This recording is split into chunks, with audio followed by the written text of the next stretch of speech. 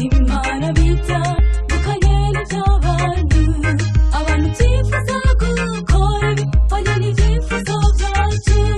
kandi tugakiranira imanza mu mitima yacu ariko Imana yo ntiyumvira nuko twe tuyumvira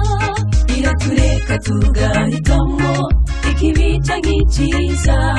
ariko ku munsi w'urubanza izo bigaragaza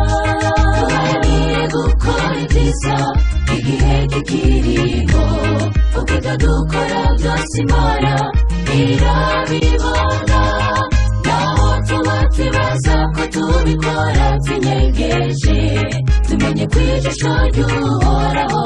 ribona hose duharanire gukora ibyiza igihe kikiriho kuko ibyo dukora byose Imana irabibona naho tuba twibaza ko tubikora twinyegeje tumenye ko ijisho ry'Uhoraho ribona hose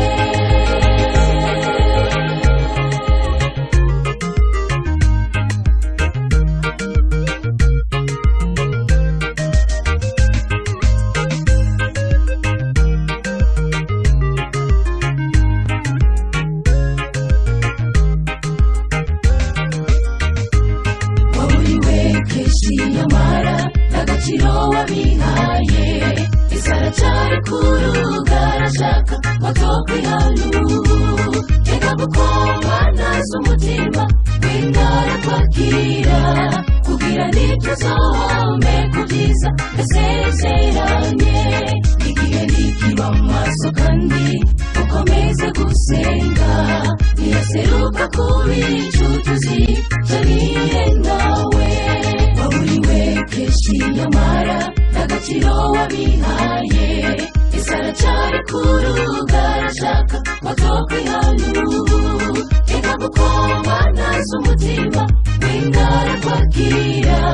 kugira ntituzohome ku byiza yasezeranye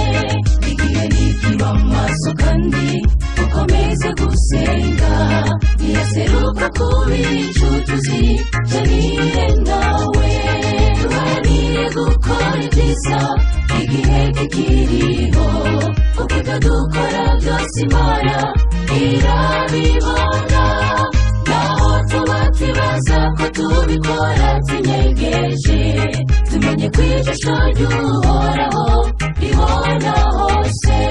duharanire gukora ibyiza igihe kikiriho kuko ibyo dukora byose Imana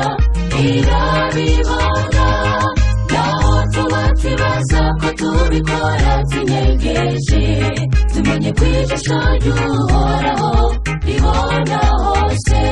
duharanire gukora ibyiza igihe kikiriho kuko ibyo dukora byose Imana irabibona naho tuba twibaza ko tubikora twinyegeje tumenye ko ijisho ry'Uhoraho